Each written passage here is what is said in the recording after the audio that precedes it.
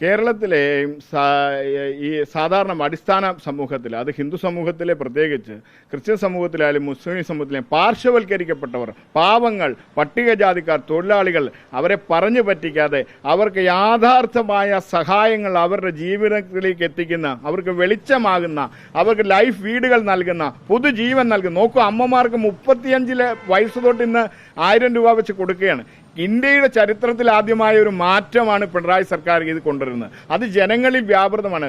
അസംഘടിത തൊഴിലാളികൾ, തൊഴിലുറപ്പ് തൊഴിലാളികൾ, എല്ലാ മേഖലയിലും മറ്റേത് കപട വർഗീയതയും അതിദേശീയത, അതിഭീകരമായ ദേശീയതയും പറഞ്ഞ് ഈ ഒരു സമൂഹത്തെ, കുടുംബത്തെ, കുലത്തെ മുടിക്കുന്ന പ്രവർത്തനമാണ് ഈ ഭാരതീയ ജനതാ പാർട്ടിയും RSSും ഈ വർഗീയ അജണ്ടകളും നടപ്പിലാക്കുന്നത്. ഈ നാടിനെ നശിപ്പിക്കുകയാണ്. അതിൽ നിന്നും പൊതുസമൂഹവും ഹിന്ദു സമൂഹവും മാറണമെന്നുള്ളതാണ്. അതിനുവേണ്ടിയാണ് പന്തളത്ത് അയ്യപ്പൻ്റെ മണ്ണിൽ തന്നെ ചെങ്കൊടി പ്രസ്ഥാനത്തിൻ്റെ ഭാഗമായത്.